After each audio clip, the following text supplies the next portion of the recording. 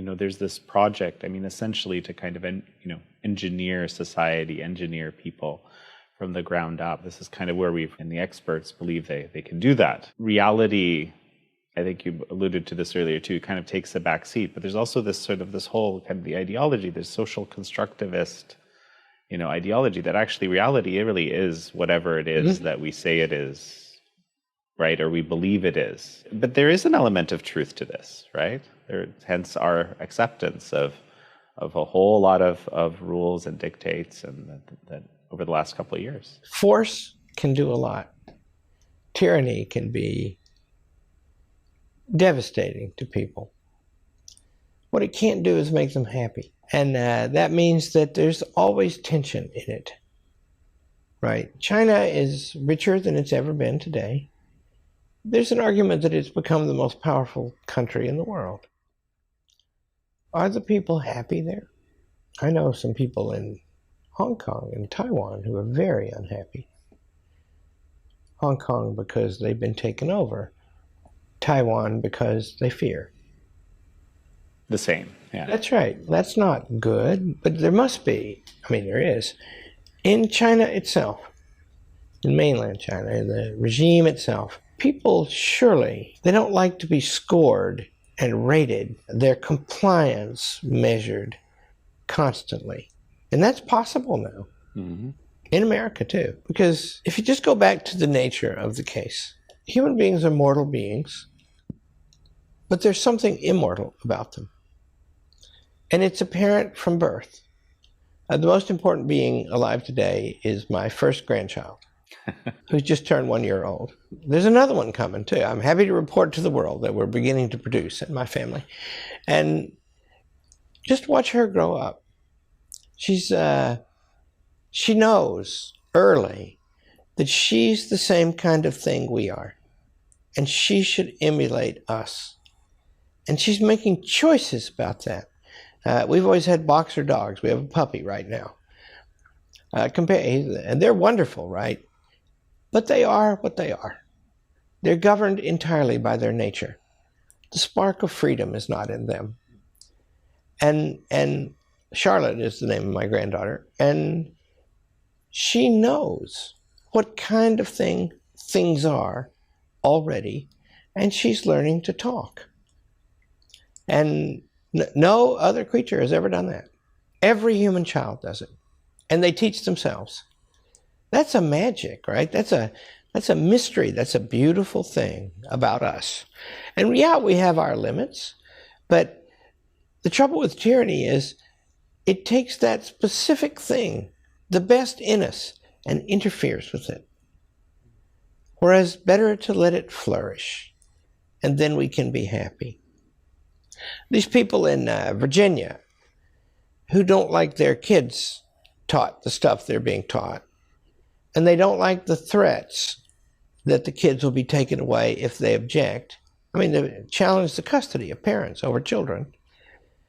And they don't like the FBI looking into them, right? Well, that seems to me natural. That, of course they don't, right? Because having children is the most impractical thing somebody can do, right? It takes forever to raise them. They're nothing but trouble. And yet, if you don't do it, you've missed something essentially human. And you know it every day. And that means that in the family and in the community and in work, everybody gets a chance to be a king or a queen. That's the promise of America, see. You can have a domain. In the pandemic, I was very touched by, I was cross about it too because they were interfering with our work with our students. And for the most part, we were able to stop them doing that. But next time, maybe not.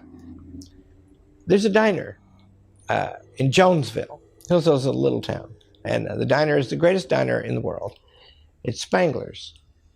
And that guy, that's a 50-year-old business. His father started it. His mother still works in it. He's buying it from his mother so that when she dies, the children can all have an equal piece of it. And the whole family, 3 generations, he's got a kid working in it.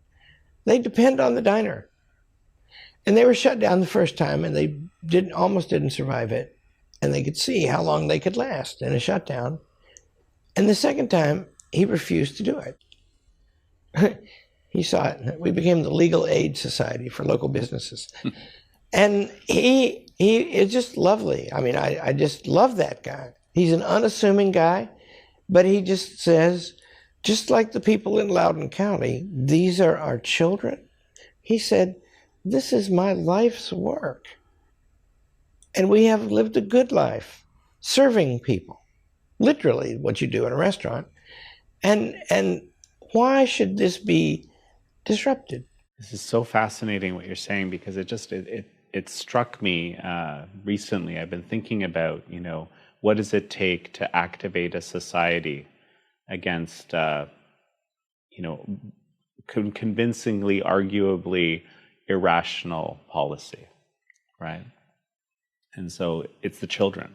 Loudoun County is a great example in Virginia, where children are being taught things that parents are really willing to, that normally we're just kind of unassuming, uninterested in politics or anything like this, are suddenly active. Hey, wait a sec. Okay, this is now you've gone too far. Similarly with vaccine mandates for children, for example, or the proposal of that, vaccinating children. Okay, wait a sec. Whoa, right? It seems to me like these are like the questions ultimately that are kind of waking up this sleeping giant, so to speak. I don't know if you could call it that, but it's really, really interesting. You and I are having the same thoughts. The college has a publication called Imprimis, and it goes to about 6 million people.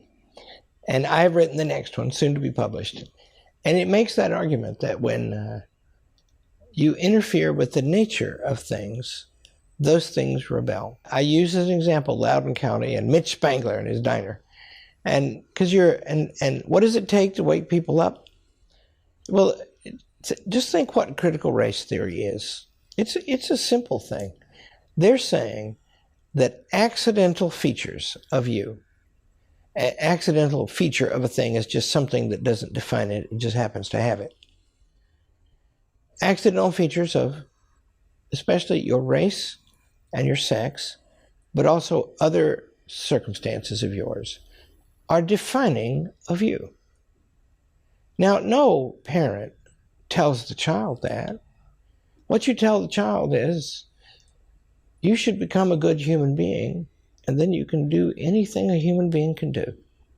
There's no limits, except the human limits, right? So they're taking these children, and they're introducing them to the limits they face. And they're taking away from them specifically their humanity. And no parent wants that to happen. You want, I have a child, she's a PhD now. And when she was a little girl, she would, if you told her no, she would lie on the bed with her on her back and kick her feet and cry. And I'd stick my head in there and say, "What's wrong with you?" And she'd say, "Why don't you let me be happy?" And I'd say, you're too young to be happy. You have to learn to be good. She wrote her doctoral thesis on that, on Aristotle. She's one of the world's leading experts on that point now. And it is deeply true. Children are naturally happy, but also they have to learn to be good. And if they learn that, then anything human is possible to them. And that's what parents want.